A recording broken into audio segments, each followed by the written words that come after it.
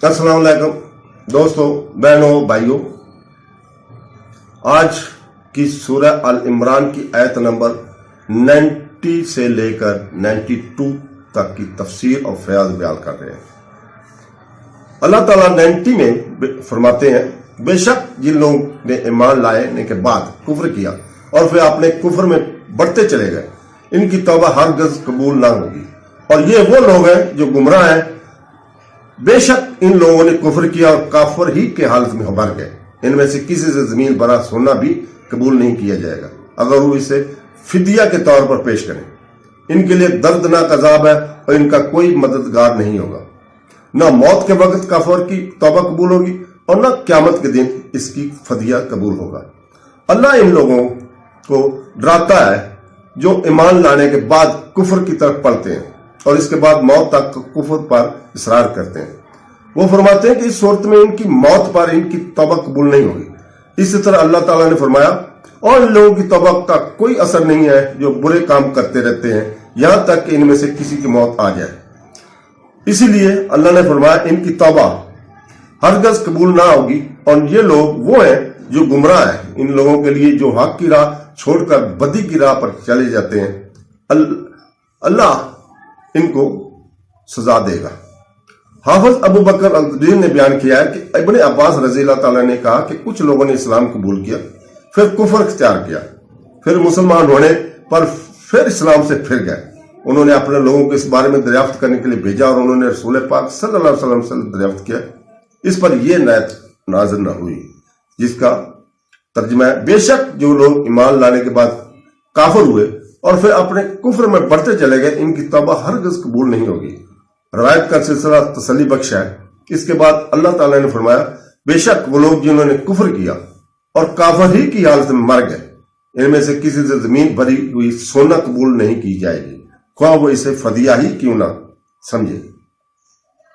जो लोग कुफ्र की हालत में मरते हैं, इनसे कोई नेकी कबूल नहीं की जाएगी, ख्वाह वो जमीन का सोना इस चीज में खर्च करें जिसकी इताअत समझा जाता है।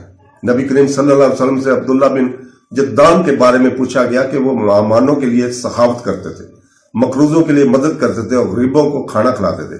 वो सब कुछ इसको फायदा देगा। नबी करीम सल्लल्लाहु अलैहि वसल्लम ने फरमाया, नहीं, इसने अपनी जिंदगी में एक दिन भी ये नहीं कहा कि ऐ मेरे रब, क़यामत के दिन मेरे गुनाहों को माफ फरमा। इसी तरह अगर काफिर जमीन पर सोना फदिया में दे तो इसे कबूल नहीं किया जाएगा। 92 में अल्लाह ताला फरमाता है, तुम इस वक्त तक नेकी को नहीं पहुंच सकते जब तक कि अपनी पसंदीदा चीजों में से खर्च ना करो।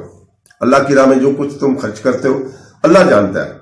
इस आयत का मकसद सदाकत के बारे में यहूदियों को गलत फहमी को दूर करना है। यहूदियों के एक वसी और अरीज कानूनी ज़ाब्ता विरसे में मिला था जो इनकी फका की हिस्ट्री और बालों को तोड़ने वाली कानूनी हैसियत के नतीजे में जमा हुआ था।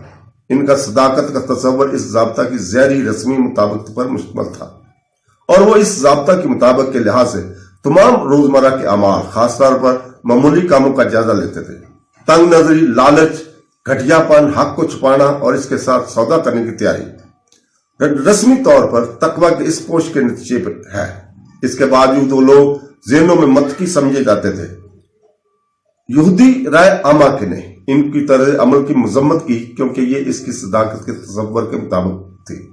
इस गलत फहमी को दूर करने के लिए उन्होंने बताया जाता है कि वो जिन चीजों को हुस्न सलूक के लिए बुनियादी समझते थे, इनका कोई नतीजा नहीं निकलता। रास्तबाजी और के असर रूह खुदा की मोहब्बत में शामिल है, एक ऐसी मोहब्बत जो इंसान को खुदा की खुशनुदी को तमाम बुनियादी हसूलात से बढ़कर अहमियत देती है। अगर किसी चीज की मोहब्बत इंसान के ज़हन पर इस हद तक गिरफ्त में आ जाए कि वो इसको खुदा की मोहब्बत के लिए कुर्बान करने से आजिज हो जाए, तो वो चीज अमलन एक बुत बनकर रह जाती है और जब तक इसे तोड़ न दे नेकी का दरवाजा बंद रहेगा। इसको अगर किसी आदमी में इस जज्बे की कमी है तो मजहबी मामलात में इसकी जरूरत से ज्यादा रस्मी और कानूनी रोश को खोखली कीड़े से खाई जाने वाली लकड़ी के टुकड़े पर चमकदार रंग से ज्यादा नहीं समझा जा सकता। ज़हरी रंग की चमक धमक से इंसानों को धोखा देना मुमकिन हो सकता है, लेकिन खुदा को नहीं। तो दोस्तों, अल्लाह ताला हमें अपनी ईमान में रखे, कुरान पढ़ने, तफसीर और इसके ऊपर अमल करने की तौफीक अता फरमाए। आमीन सुम्मा आमीन। अल्लाह हाफ़िज़।